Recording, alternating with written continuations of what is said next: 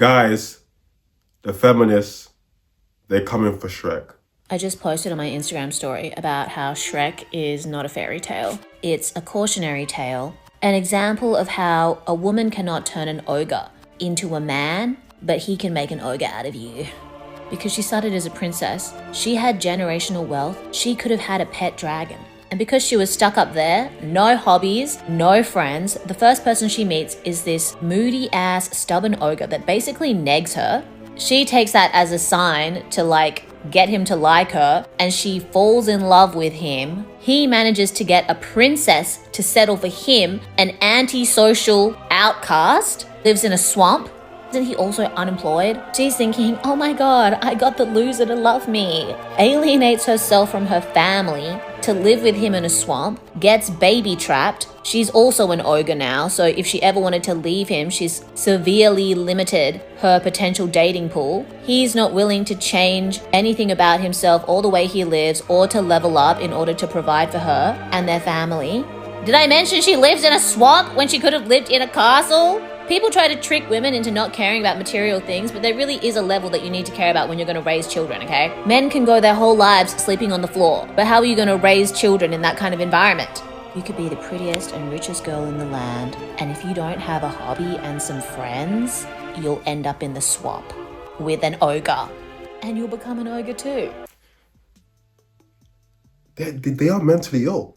They are genuinely, something is wrong with them on a fundamental level. There is something wrong with the modern day feminist. She was an ogre. Shrek loved her for who she really was, which was an ogre. In your mind,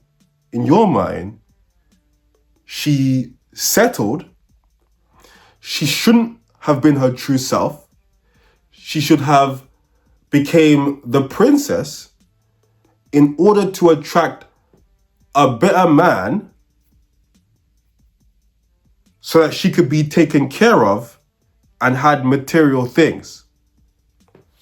That sounds like the patriarchy. That sounds like the patriarchy. Hey, you could be your true self over here. Or you could conform to all this shit over here and be taken care of by your white knight. They've gone so far left. They don't know it. They've gone so far left that they've come all the way back around to the right. This is absolutely incredible. Shrek is a cautionary tale part 2. For context, Shrek is not a fairy tale. It was produced by DreamWorks and distributed by Universal Studios, and I think written or produced by a guy that used to work at Disney and was trying to stick it to his former employer. So people saying that Fiona was an ogre because she had a spell cast on her, so at night she would turn into an ogre and only true love's kiss would reveal who she really was. And that's why she kisses Shrek and she ends up as an ogre. But technically, she could have fallen in love with an employed ogre, a compassionate and loving ogre that is willing to extend himself and accommodate for his ogre wife. She could have fallen in love with a man that wasn't Prince Charming. The problem is that even knowing that Shrek is not a fairy tale, women are still brainwashed into thinking that you only have 2 choices in life. The loser that lives in a swamp or the narcissistic bubblehead Prince Charming. There is a secret third choice, accepting yourself and not requiring some external force to do that for you. Because if she can only accept being an ogre through somebody like Shrek, now she lives in a swamp. If she has to deny herself being an ogre to settle having to coddle the ego of a narcissistic prince, then she continues to carry shame around with her. But you can actually learn to self-accept just by deciding that that's the case. And if she had spent a little bit more time, maybe around her family, maybe getting some friends, maybe being honest with herself, maybe talking to a witch, and trying to get the spell undone, she wouldn't be sad in a swamp with her ogre children and her ogre husband. And there's also the interpretation that's like, okay, maybe she just wants to be an ogre. She didn't want the responsibilities of being a princess. But again, you need to have long-term thinking. What kind of lifestyle do you want to live? In the end, she placed more weight on the illusion of love than on the reality of her lifestyle. Something to think about, okay? Everything can be a teachable moment if you let it. What? So her being in love and her being happy with her life in your mind is an illusion. It's an illusion because that just can't be real. No, in reality, the reality is materialistic things. I just had to Google how did ogres live in general, right? Ogres lived in huts. They lived rough. There weren't ogres, according to Google, there weren't ogres that lived in like palaces and all that stuff. So if she accepted that she was an ogre, this was how she was gonna live. You just didn't want her to accept her true self. You wanted her to fake it and be someone else so that she can get a provider man and live under the patriarchy. This, how she's living as an ogre, is literally what the feminists fought for, something different. Was she under Shrek? I don't think so. Was there like dynamic?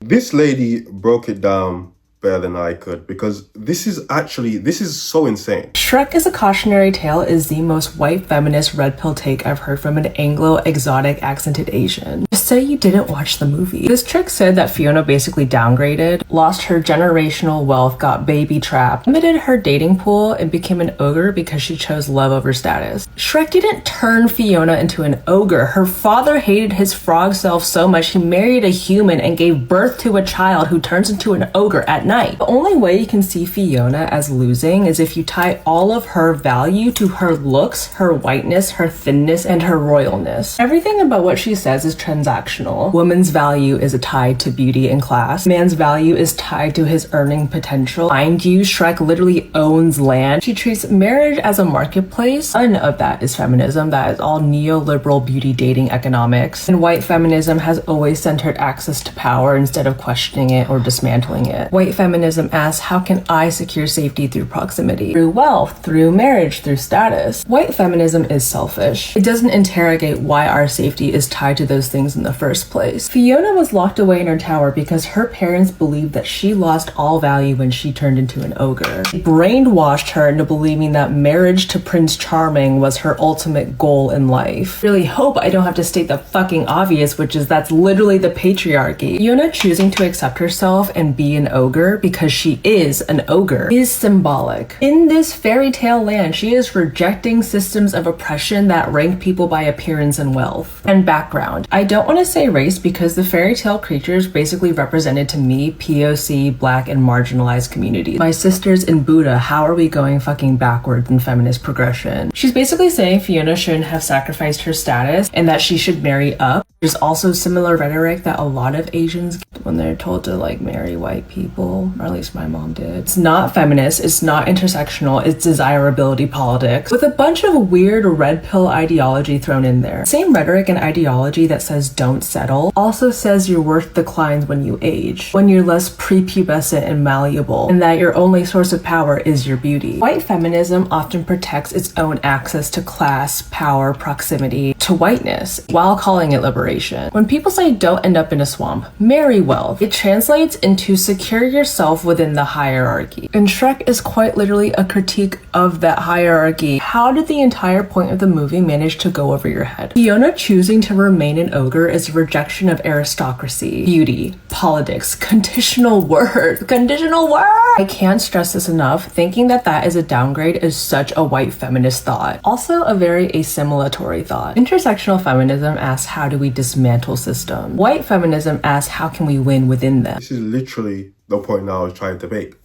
Shrek is everything that the patriarchy isn't.